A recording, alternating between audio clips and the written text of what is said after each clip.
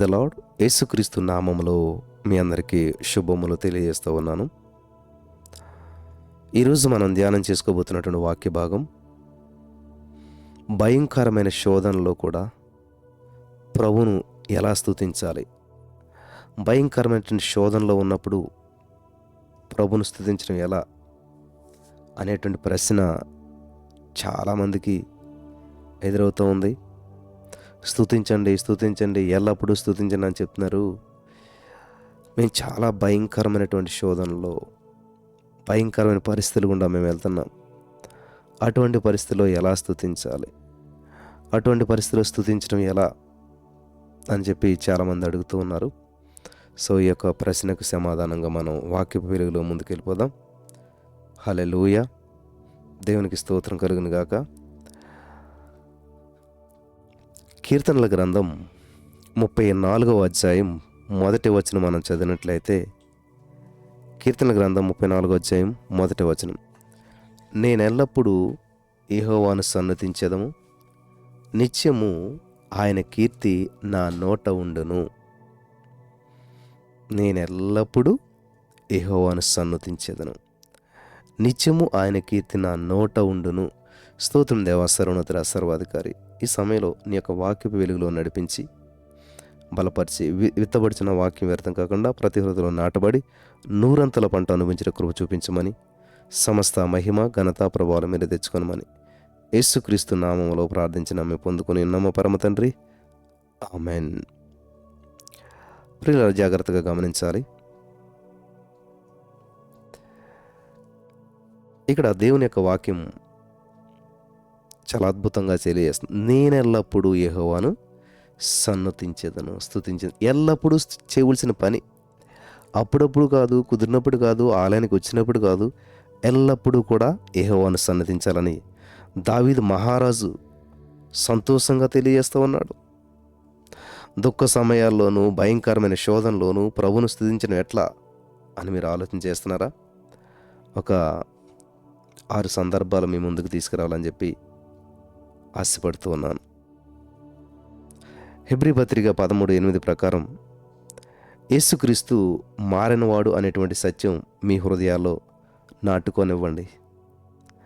ఆయన నిన్న నేడు నిరంతరం మారనివాడు. నేడు జీవిస్తున్నటువంటి క్రీస్తు నిన్ను విడిపించుటకు శక్తిమంతుడు కాబట్టి ఆయనను స్తుతించాలి. ఆయనలో మార్పు లేదు, ఆయనలో శక్తి మారలేదు. నిన్న నేడు నిరంతరం ఏకరీతిగానే ఉన్నాడు. నీ సమస్య ఎంత బలమైందైనా సరే,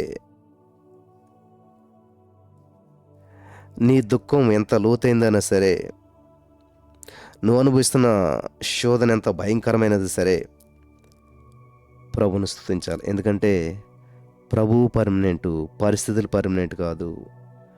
నువ్వు అనుభవిస్తున్నటువంటి శోధన, వేదన, సమస్యలు పర్మనెంట్ కాదు. ప్రభువు permanent. Hallelujah. Oh thank you Jesus. ప్రభువు పర్మనెంట్.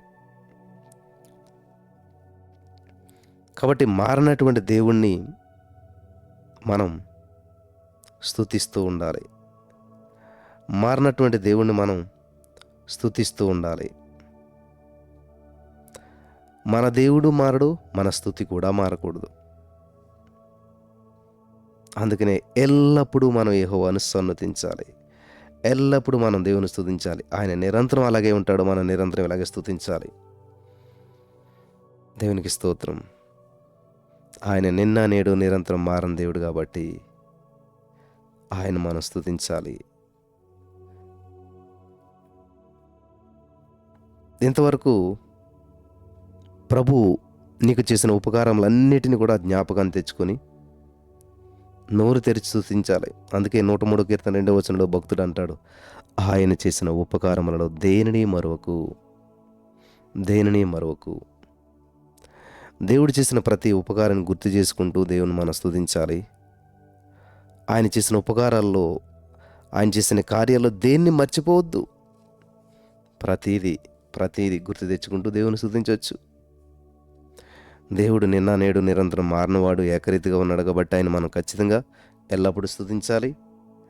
అలాగే ఇంతవరకు ప్రభు మనకు చేసిన ఉపకారాలన్నింటినీ కూడా జ్ఞాపకం తెచ్చుకొని నోరు తెరిచి మనస్ఫూర్తిగా ఆయన మనం స్తుతించాలి. మూడవదిగా దేవుని వాగ్దానాలను చదివి ధ్యానించి స్తుతించాలి. వాటన్నిటిని కూడా వరుస క్రమంగా ఒక పుస్తకంలో రాసుకోవాలి. అవన్నీ కూడా యేసుక్రీస్తునందు అవునన్నట్లుగానే ఉన్నాయి. 2 కొరింథీ 1:20లో 2 కొరింథీ పత్రిక 1:20 ప్రకారం ప్రతి వాగ్దానము అవును ఆమెన్ అన్నట్టుగానే ఉన్నది. హల్లెలూయా. ప్రతి వాగ్దానము అవును ఆమెన్ అన్నట్టుగానే ఉన్నది.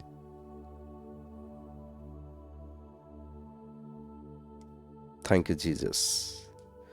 ప్రతి వాగ్దానము అవును ఆమెన్ అన్నట్టుగానే ఉన్నది. కాబట్టి దేవుడు వాగ్దానం చేసిన వాడు నమ్మదగిన వాడు. ప్రతి వాగ్దానం మన జీవితంలో ఆల్రెడీ నెరవేర్చబడిపోయినట్లుగా మనం చూసి ఎల్లప్పుడూ దేవుని స్తుతిస్తూ ఉండాలి. ఎల్లప్పుడూ దేవుని మహింపరుస్తూ ఉండాలి.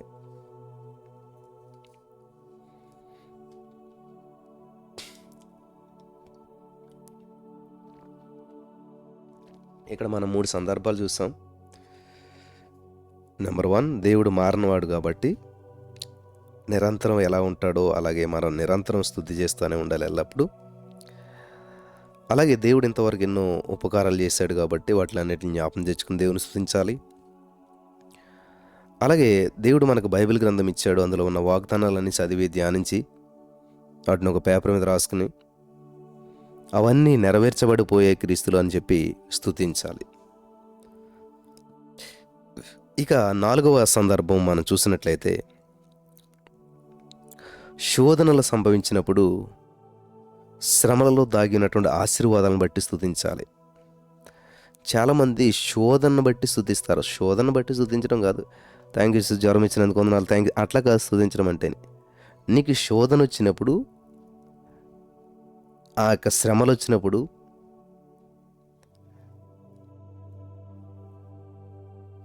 ఆ వాటి వెనక అంటే కీడు వెనక మేలు దాగిందంటారు కదా, అలాగా ప్రతి సమస్య, ప్రతి ఎగ్జామ్ కూడా మంచి ఫలితాలను ఇస్తుంది మనకి. ప్రతి పరీక్ష కూడా ఆ వ్యక్తిలో ఉన్న సామర్థ్యం బయటపడేలా చేస్తుంది. స్కూల్ పిల్లలు ప్రతిసారి ఎగ్జామ్ రాసినసారి ప్రమోట్ అవుతారు, క్లాస్ మారుతుంటారు, పైకి వెళ్తూ ఉంటుంటారు. పరీక్ష నిన్ను ప్రమోట్ చేస్తుంది, పరీక్ష నిన్ను పైకి పంపిస్తుంది, పరీక్ష నిన్ను పై స్థాయికి తీసుకెళ్తుంది, పరీక్ష నిన్ను గొప్పవాణ్ణి చేస్తుంది. ఆమేన్. ఇది విషయం. కాబట్టి ఈ రోజున ఈ మాటలు వింటున్న ప్రియులారా, శోధనలు, శ్రమలు, ఇబ్బందులు, ఇరుకులు ఇవన్నీ సంభవించినప్పుడు దాన్ని చూడకుండా దాని వెనక దాగి ఉన్న ఆశీర్వాదాలను బట్టి దేవుని స్తుతించాలి. In the name of Jesus. Hallelujah. అర్థమవుతుందా? నీకు వచ్చిన శ్రమలను చూడొద్దు ఎప్పుడు కూడా, వాటి వెనక ఉన్న ఆశీర్వాదాలను బట్టి దేవుని స్తుతించాలి. అప్పుడే మనం శ్రమలో కూడా దేవుని స్తుతించగలుగుతాం, అప్పుడే మనం ఇబ్బందుల్లో కూడా దేవుని స్తుతించగలుగుతాం. ఎందుకంటే శ్రమలు, ఇబ్బందులు, శోధనలు, కష్టాలు మనం చూడలేదు, వాటి వెనక దాగి ఉన్న దేవుని యొక్క సన్నిధి, దేవుని యొక్క ఆశీర్వాదం, అద్భుతాన్ని మనం చూడగలుగుతాం. మన ఎడల ప్రత్యక్షం కాబో మహిమ ఎదుట ఇప్పటి కాలపు శ్రమలు ఎన్నదగినవి కావు.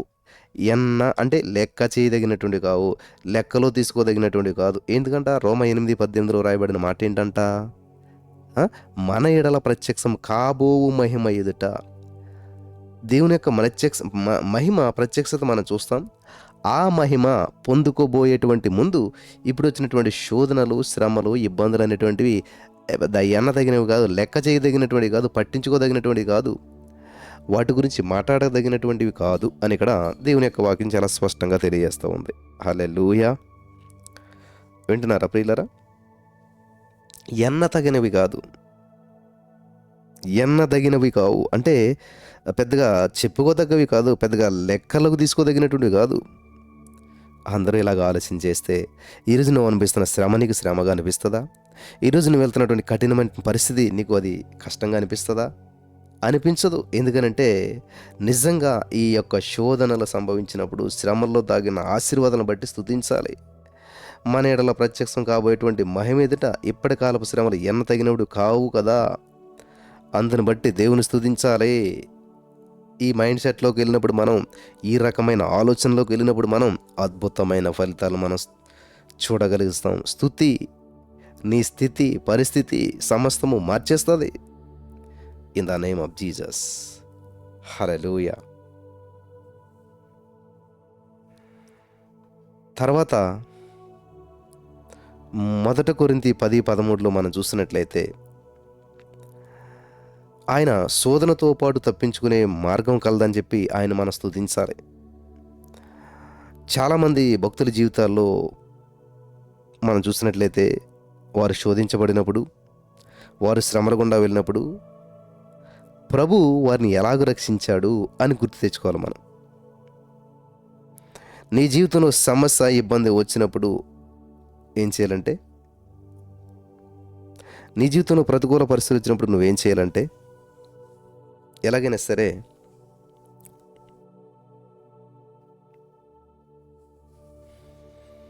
గతం గుర్తు తెచ్చుకోవాలి. ఏం గతం?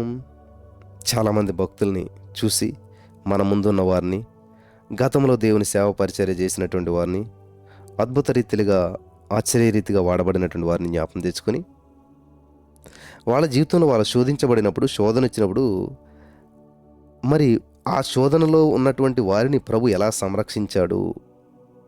శద్రకు మేషకు అబేద్నెగోను వారికి శోధన అగ్నిగుండంలో ఉన్నప్పుడు దేవుడు వారికి తోడుగుండి ఎలా విడిపించాడు. దానియేలుకి శోధన, ప్రాణాపాయ స్థితి, అగ్ని కాదు సింహాల బోన్లో వేసినప్పుడు ఎలా సంరక్షించాడు. పేతురుని జైల్లో నుంచి దేవుడు ఎలా సంరక్షించి విడిపించాడు. పౌలు శీలలను. ఇలాగా బైబిల్లో చాలామంది భక్తులు మన కళ్ళ ముందు, మనకంటే ముందు ఇంకా చాలామంది భక్తులు భక్తిగా జీవించారు.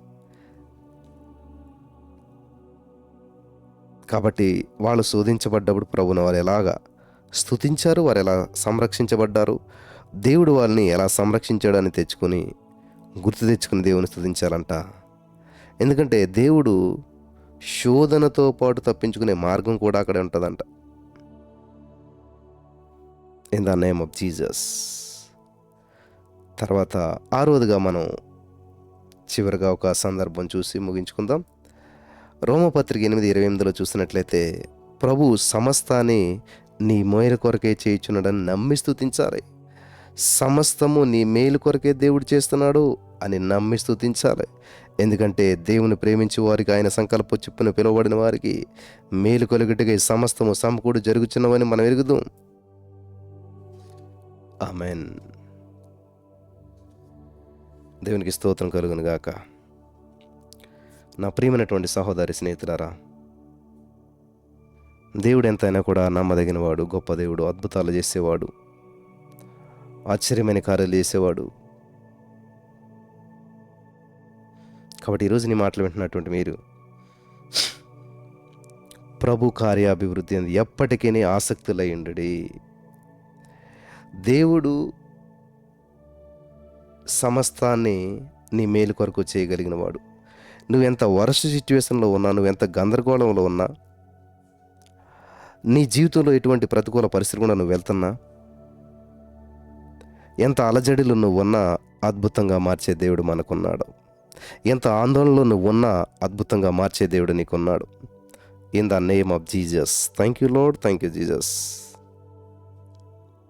కాబట్టి ఈరోజున మీరు వరస్ట్ సిచ్యువేషన్లో మీరు ఉన్నారు. ఈరోజు నిందలో, అవమానంలో, భయంకరమైనటువంటి పరిస్థితుల్లో, డిస్టర్బెన్సెస్లో, ఏంటో తెలియని పరిస్థితులు మీరు ఉంటే మీరు చెప్పాలి, నా యేసు ఎటువంటి వాడు తెలుసా, సమస్తము సమకూడి మేలు కొరకు చేసేస్తాడు.